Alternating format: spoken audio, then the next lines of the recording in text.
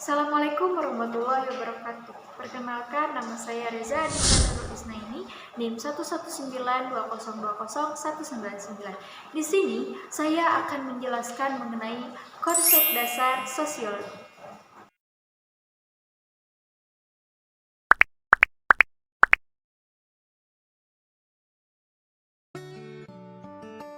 Yang pertama dimulai dari sejarah singkat sosiologi.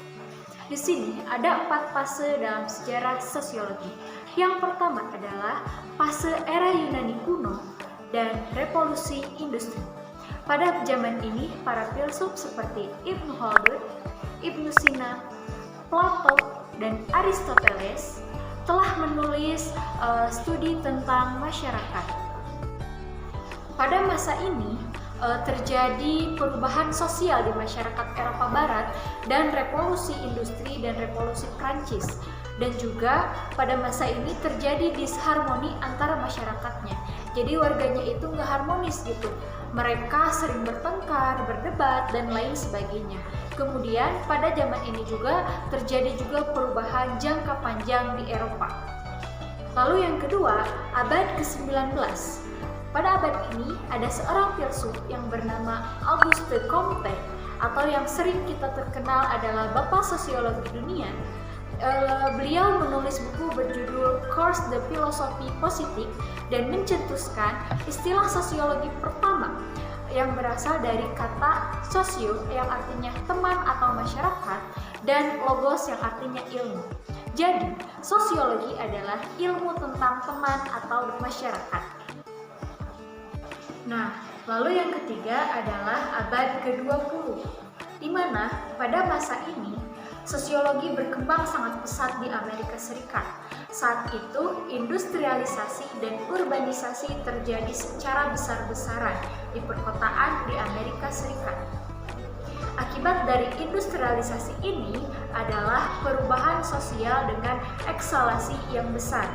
Nah, pada masa ini juga, pada abad ini juga dikenal sebagai kelahiran sosiologi modern. Lalu yang keempat adalah era kontemporer atau memasuki abad ke-21. Nah, pada abad ini sosiologi menuju variasi aliran pemikiran dan disiplin yang semakin banyak. George Ritzer adalah salah satu tokoh pada masa ini, telah memformulasikan sebelumnya sosiologi sebagai ilmu pengetahuan yang berparadigma multiple.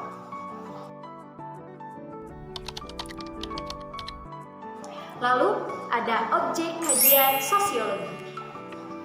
Yang pertama adalah objek material, yaitu segala hal yang mempengaruhi kehidupan sosial manusia, seperti gejala-gejala sosial dan proses hubungan antar manusia. Lalu yang kedua adalah objek formal, di mana ini adalah manusia sebagai makhluk sosial atau masyarakat yang saling berhubungan.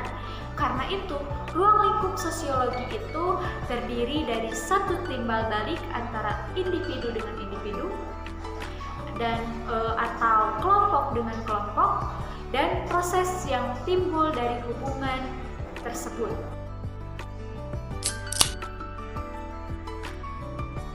Lalu selanjutnya yaitu ciri-ciri sosiologi. Yang pertama adalah empiris. Empiris yaitu sosiologi didasarkan pada kenyataan dan akal sehat melalui observasi dan tidak spekulatif. Pengetahuan yang kita dapatkan itu dari kenyataan, pengalaman, dan rasional sesuai dengan logis. Lalu yang kedua adalah teoritis. Sosiologi berusaha menyusun abstraksi dan hasil observasi secara logis sehingga menjadi satu teori sosiologi atau satu kesimpulan umum. Lalu yang ketiga adalah kumulatif, yaitu teori-teori yang ada merupakan bentuk revitalisasi teori-teori sebelumnya untuk memperbaiki kajian atau menyempurnakan dan memperluas kajian-kajian lama. Lalu yang terakhir, yang keempat adalah non-etis, yaitu sosiologi itu tidak mempermasalahkan baik buruknya suatu fakta atau masalah sosial, tetapi lebih bertujuan menjelaskan faktor secara mendalam atau menganalisa fenomena tersebut secara objektif.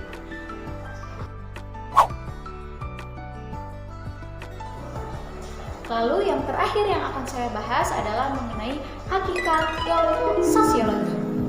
Yang pertama, sosiologi sebagai ilmu sosial, bukan ilmu alam.